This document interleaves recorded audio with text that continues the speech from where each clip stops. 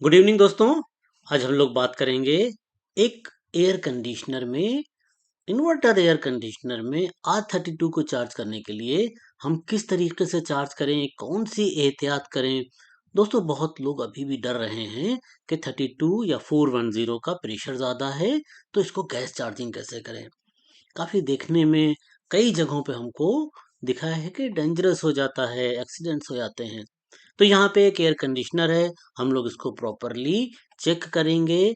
Check करने के बाद इसमें R32 तौल के वैक्यूम करके चार्ज करेंगे। कोशिश करेंगे आपके तरीके से करें, कोई बहुत टिपिकलिटी ना हो, बहुत यूनिक सा अलग सा ना हो। तो आइए देखते हैं हम लोग दोस्तों। यह हमारा एयर कंडीशनर है। ज़्यादातर एयर कंडीशनर की डिटेल्स आपको यहाँ पे मिल जाती हैं।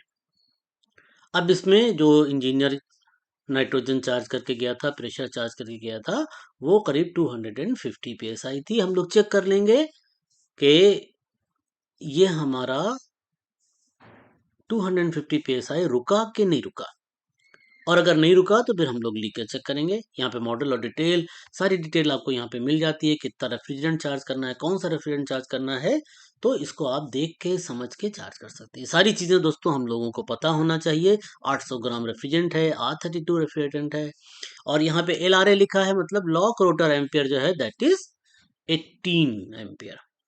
तो जब हमारा कंप्रेसर जाम हो जाएगा, लॉक हो जाएगा rotor, then it will take 18 ampere, 18 amperes. तो आइए चलिए हम लोग डिटेल में सारी बात करते हैं। तो यहाँ पे जो हमने प्रेशर डाला था, प्रेशर चार्ज किया था, वो स्टे कर रहा है कि नहीं कर रहा है। उसके बाद हम लोग लीकेज भी चेक करेंगे। तो जहाँ पे मेजर लीकेज के चांसेस जो होते हैं वो हमारे क्रैकिंग के होते हैं, कि हमारा कोई पाइप, हमारा कोई इनलेट या आउटलेट, मतलब डिस्चार्ज पाइप, लिक्विड पाइप जिसको बोलेंगे, सक्शन पाइप मतलब गैस पाइप, वो लीक ना कर गया हो, या उस पे लगने वाला जो फ्लेयर नट होता है वो ना लीक कर गया हो। तो जब जब भी आप एयर कंडीशनर चेक करने जा रहे हैं, तो हमेशा ख्याल रखिए कि मिनिएचर चीज़ें हमको ज़रूर चेक करना है।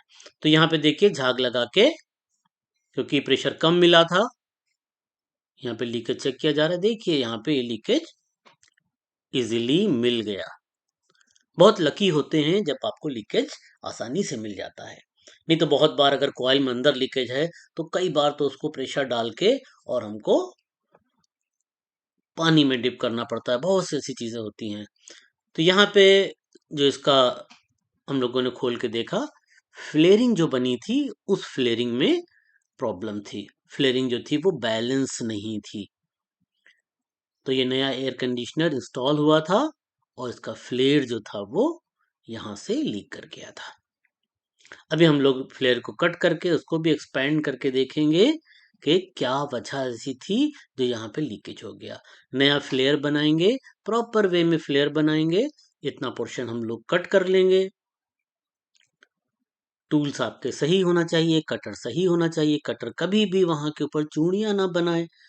जब कभी भी कटर जो है वो आपका चूड़ियाँ बनाने लगता है, चेंज कर देना चाहिए। और इससे हार्ड पाइप, ये मेटेलिक पाइप काटने के लिए नहीं होता है, कॉपर पाइप के लिए होता है। तो इसके अंदर जो कटर वाला व्हील लगा है, वो सिर्फ कॉपर पाइप को काटने के लिए प्लान किया जाता है, डिजाइन किया जाता है। तो ये हमने पाइप को काट के अलग कर लिया। अब हम इसको क्लीन करके और यहाँ पे दूसरा फ्लेयर बनाएंगे। प्रॉपर फ्लेयरिंग टूल दोस्तों आपके पास होना चाहिए। कोई भी जुगाड़ वाला काम हम लोग नहीं करेंगे तो हमारे फेल्यूर बहुत कम होने वाले हैं। तो यहाँ पे हमारे पास फ्लेयरिंग टूल है, इसको हम लगा के देखिए, में भी आते हैं और इंचेस में भी आते हैं। अभी तक जो भी हमारे एयर कंडीशनर आ रहे हैं, उसमें 6.2 mm, 6.5 mm, 6 mm, 10 mm, इस तरह से पाइप की विड्थ होती है, डायमीटर होता है। तो अगर आपने 10 mm को 12.5 mm मतलब आधा इंच में लगाया, तो लूज रहेगा। लूज रहेगा तो फिर क्या प्रॉब्लम होने वाली है, लूज होने की वजह से आपका ये पाइप फ्लेयर बनाते वक्त पीछे खिसक जाएगा, तो प्रॉपर फ्लेयर नहीं बनेगा। तो जरूर देखिए कि mm में आपके पाइपलाइन है या इंचेस में है। तो अब यहाँ पे ये इसको प्रॉपरली क्लीन कर लेंगे, सरफेस के इक्विवेलेंट रखते हैं ताकि एक्सपेंड होने के बाद जो ग्रूव कटा होता है आपके टूल के ऊपर, उसमें ये अंदर तक बैठ जाए। तो थोड़ा सा केयरफुली ध्यान रखेंगे।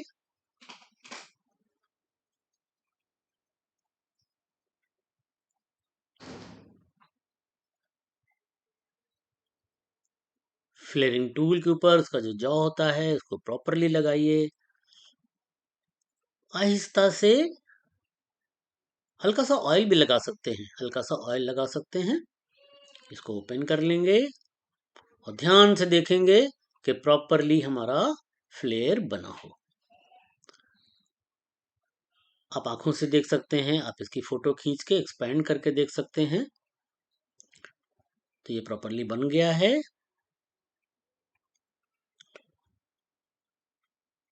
एक और बहुत इंपॉर्टेंट चीज है, बहुत इंपॉर्टेंट चीज है कि जब भी हम फ्लेयर बना रहे हैं तो ध्यान रखें कि उसमें हमने फ्लेयर नट डाल दिया हो। कई बार ऐसा होता है कि ध्यान नहीं रहता, फ्लेयर नट इधर उधर रखा है और हमने फ्लेयर बना दिया। तो इसमें क्या कहता है, फ्लेयर नट को इस वाले फोम के अंदर जो इंसुलेशन लगा है ऊपर चढ़ा दिया था ताकि काम करने में डिस्टर्ब ना करे। तो छोटी छोटी बातों का ध्यान रखना है कि फ्लेयर हमारा साथ में पड़ा हो तो ही हम फ्लेयर बनाएं। फ्लेयर नट जो हमारा है, अब इसको हम लोग अच्छा, इसके टाइट करने की भी लिमिट्स होती हैं। अब बहुत हचक के टाइट कर देंगे तो खराब हो जाएगा। बहुत से टूल्स आते हैं जिसमें स्लिप दिया रहता है, वो यूज करेंगे तो उसमें आप जो सेट कर देंगे उससे ज्यादा जब भी टाइट करेंगे तो स्लिप कर जाएगा। अब इसमें दोबारा से प्रेशर डाल के और हम जिन जॉइंट्स को रिपेयर किया है, लीक टेस्टिंग देखेंगे कि वो पॉइंट्स लीक ना कर रहे हो। सिंपल झाग वाला ही सोल्यूशन हम लोग यहाँ पे यूज करेंगे। देखिए यहाँ से लीकेज था, ध्यान से थोड़ा सा इसी काम में जो हमारा लीक टेस्टिंग का होता है 5-10 मिनट एक्स्ट्रा लगा दें। इलेक्ट्रॉनिक लीक डिटेक्टर्स भी आते हैं, मेरे वीडियोस में आपको दिखेगा इलेक्ट्रॉनिक लीक डिटेक्टर से, जो साल भर में अगर 1 ग्राम भी लीक कर रहा है तो उसको वो डिटेक्ट कर लेते हैं।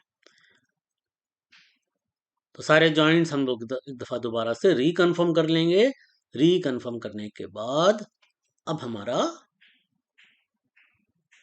एयर कंडीशनर पूरी तरीके से ठीक हो चुका है। अब इसको वैक्यूम करके इसमें रेफ्रिजरेंट चार्ज करेंगे। तो ये हम लोगों ने पूरा अच्छे तरीके से देखा, प्रॉपर ये लीकेज रिपेयर हो चुका है। प्रेशर इसमें डाल दिया,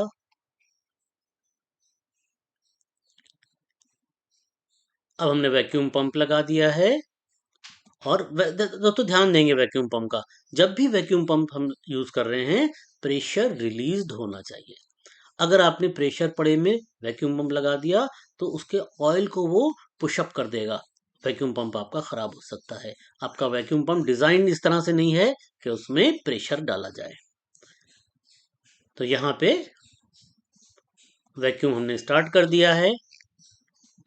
प्रॉपर वैक्यूम पंप यूज कीजिए, बेटर है कि डबल स्टेज का यूज कीजिए। लेकिन एयर कंडीशनर के लिए अगर आप सिंगल स्टेज का यूज करते हैं तो भी काम जो है वो आराम से निपट जाता है, आराम से काम चल जाता है। खूब सफाई से काम कीजिए। मशीन जो है वो प्रॉपरली वैक्यूम हो रही है।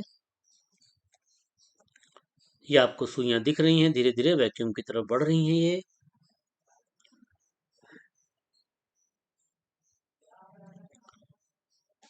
ये देखिए वो पाइप है जो दोस्तों, यही वो पाइप है जो हमने कट किया था। तो क्या मिला इसमें, जो भी ये फ्लेयर बना था ये बैलेंस्ड नहीं था। और इसके अंदर जो ग्रूव होता है, यहाँ पे जो काटेंगे पाइप को तो ग्रूव आ जाएगा, उसे हमेशा आपने देखा होगा कि आरी से, रेती से प्रॉपरली क्लीन किया। तो ये ग्रूव क्लीन कर लीजिए। अगर ये फ्लेयर बनाते वक्त अंदर की तरफ मुड़ गया तो लीकेज के चांसेस बढ़ जाते हैं। तो केयरफुली काम करेंगे तो कहीं परेशानी का सामना नहीं करना पड़ेगा। ये देखिए पूरी तरीके से वैक्यूम हो गया था। मैं फिर से एक दफा रिपीट करता हूँ, ये पूरे तरीके से वैक्यूम हो गया। कुछ देर के लिए हम पंप को बंद करके, वॉल्व को बंद करके भी देखेंगे कि ये पीछे की तरफ लौट तो नहीं रहा है। अगर ये स्टेबल है, अगर हम माइक्रोन गेज में देखेंगे तो 1500 माइक्रोन तक लौटता है। अगर 3000, 4000, 5000, 10,000 माइक्रोन तक लौट के आ रहा है, इट मीन्स के लीकेजेस पॉसिबल है। या 14-15 हजार तक, 10,000 तक आके रुक गया, इसका मतलब मॉइस्चर अवेलेबल है। कितना वापस आना चाहिए? आप 500 माइक्रोन से 800 माइक्रोन तक वैक्यूम करें, 1000 माइक्रोन 1500 तक आ जाता है, कोई प्रॉब्लम नहीं है। लेकिन उससे बढ़ रहा है तो फिर लीकेज हो सकता है, तेजी से बढ़ रहा है, धीरे धीरे बढ़ रहा है तो मॉइस्चर हो सकता है। मॉइस्चर हमको एयर कंडीशनर में इतना प्रॉब्लम नहीं करता है, फिर भी मॉइस्चर रहेगा तो अंदर सारी मेटल्स को वो नुकसान पहुंचाएगा, जंग लगाएगा, और फिर वो फ्यूचर में हो सकता है चोकिंग हो जाए। तो हम क्यों मॉइस्चर अपने सिस्टम में रहने दें? तो यहाँ पे प्रॉपर वैक्यूम हो गया है। दोस्तों, प्रॉपर टूल्स रखिएगा, हमेशा आपको आसानी और बेहतर काम होने वाला है। अब हमने क्या किया है, अपने रेफ्रिजरेंट के सिलेंडर को टांग लिया है। इसको हमने बांध के एक हुक से या किसी भी चीज से आप इसको टांग लीजिए, वेइंग स्केल में टांग लीजिए। अभी हम देखते हैं आगे चल के। और बेटर है कि ये पाइपलाइन भी अगर आप वैक्यूम कर लेंगे, क्योंकि हम अंदर जर्रा बराबर भी एयर नहीं चाहते हैं। अगर एयर होगी तो उसके बबल्स कैपलरी में फंसेंगे, कैपलरी में लिक्विड चलता है, कैपलरी में जब एयर फंसेगी तो लिक्विड को चलने में परेशानी होगी, लिक्विड को चलने में परेशानी होगी दोस्तों, तो फिर कंप्रेसर पे लोड बढ़ेगा। लोड बढ़ेगा, प्रेशर ज़्यादा बनाना पड़ेगा उसे, क्योंकि लिक्विड में फंसे हुए एयर के बबल को उसको पुश करना है। और लिक्विड कहाँ होता है? कैपिलरी में होता है, क्योंकि फिर कूलिंग कॉइल में जाके वो एक्सपैंड होके बॉयल होता है। तो केयर कीजिए कि हम ये पाइपलाइन भी वैक्यूम कर लें। तो यहाँ पे पाइपलाइन भी वैक्यूम कर ली गई है। चार्जिंग के लिए हमारी मशीन बिल्कुल रेडी है। अब हम अपने वैक्यूम पंप को अलग कर देंगे, हर स्टेज पर केयर करते रहेंगे कि प्रॉपर वैक्यूम हो। ये हमारा गेज यहाँ पे तैयार है, सिंपल सा गेज है, 300 रुपये, 350 रुपये का मिल जाता है। इसको हमने एक पट्टी में लोहे की टांग रखा है और इसी में सिलेंडर को टांग दिया है। इसको हम जीरो कर लेंगे और जैसे जैसे चार्ज करेंगे यहाँ पे हमको नंबर्स और फिगर्स दिखने वाली हैं। तो आप देखेंगे धीरे धीरे धीरे धीरे इसके अंदर चेंजेस आते रहेंगे। ये सिलेंडर को बहुत सिंपल तरीके से टांगा हुआ है, कोई बहुत बड़ी रॉकेट साइंस का इस्तेमाल नहीं किया गया है। सारी पाइपलाइन वैक्यूम है, हम धीरे धीरे धीरे धीरे रेफ्रिजरेंट को चार्ज कर रहे हैं और अपने देखते भी जाएंगे कितना 95 ग्राम रेफ्रिजरेंट चार्ज हो गया, इसको हम वॉच भी करते जाएंगे। धीरे धीरे ये क्वांटिटी बढ़ती जा रही है और देखिए ये 800 ग्राम रेफ्रिजरेंट चार्ज हो गया, पूरा 800 ग्राम रेफ्रिजरेंट इसमें चार्ज हुआ है, केजी में लगा हुआ है ये। और कितनी अच्छी बात है कि ना 1 ग्राम इधर ना 1 ग्राम उधर, 800 लिखा था तो हम 800 ही चार्ज करेंगे। तो आहिस्ता आहिस्ता ये हमने इसमें चार्ज किया है। पूरा प्रोसीजर चार्जिंग का आपको जो क्वांटिटी हम काउंट करते हैं इसलिए नहीं दिखाया कि टाइम बढ़ जाता है। ये 5-7 मिनट का प्रोसेस है, सुकून से काम कीजिए, कहीं नहीं किया है फिर। अब हमने एसी को स्टार्ट कर दिया। अब यहाँ पे हमको ये बैक प्रेशर दिख रहा है, यहाँ पे हमको एम्पियर दिख रहे हैं, क्योंकि इन्वर्टर एयर कंडीशनर है। स्लोली स्टार्ट होता है, धीरे धीरे धीरे एम्पियर बढ़ के मैक्सिमम तक पहुंचते हैं, उसके बाद धीरे धीरे रिड्यूस होना शुरू होते हैं एम्पियर्स। तो हम लोग गेजेस देखते रहेंगे, एम्पियर्स देखते रहेंगे, साउंड देखते रहेंगे, अंदर जाके कूलिंग भी देख लेंगे।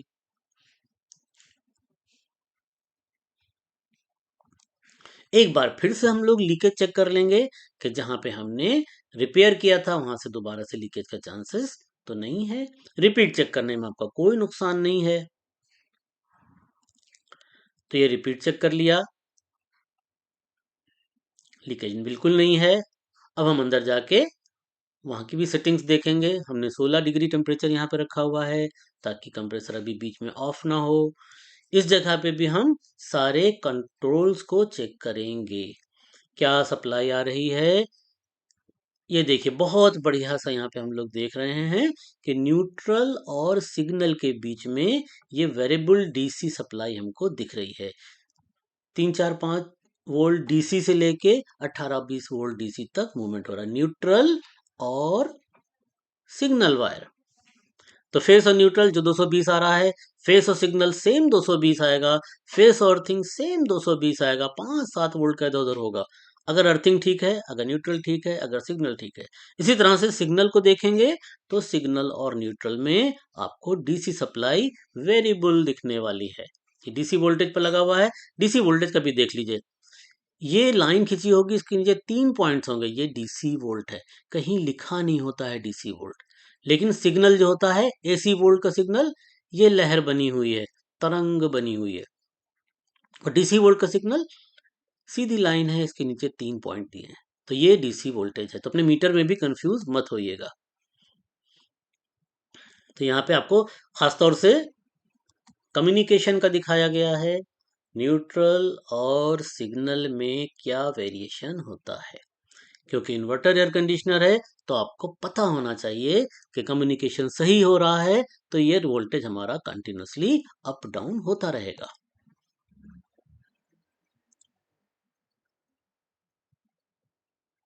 फेस न्यूट्रल भी देख सकते हैं हम लोग। 202 आ रहा है। दोस्तों एक इंजीनियर ये इस तरह से गैस चार्जिंग कर रहा था हमारा दोस्त, तो वहां जाके हमने रिकॉर्डिंग की है। क्योंकि हम चाह रहे थे कि जैसे आप लोग करते हैं वैसा ही आपको दिखाएं।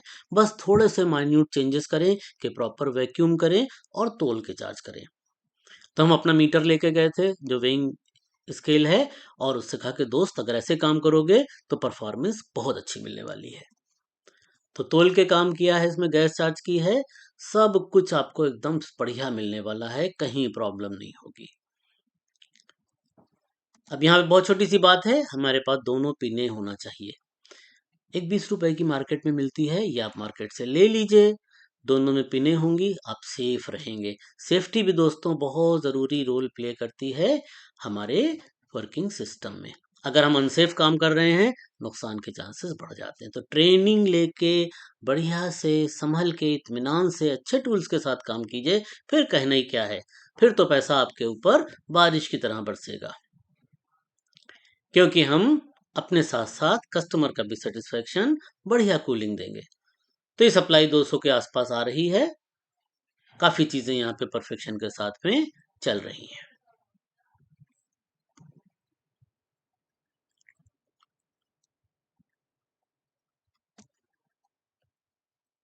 तो आहिस्ता आहिस्ता आहिस्ता ये वर्क जो है वो कंप्लीशन की तरफ बढ़ रहा है।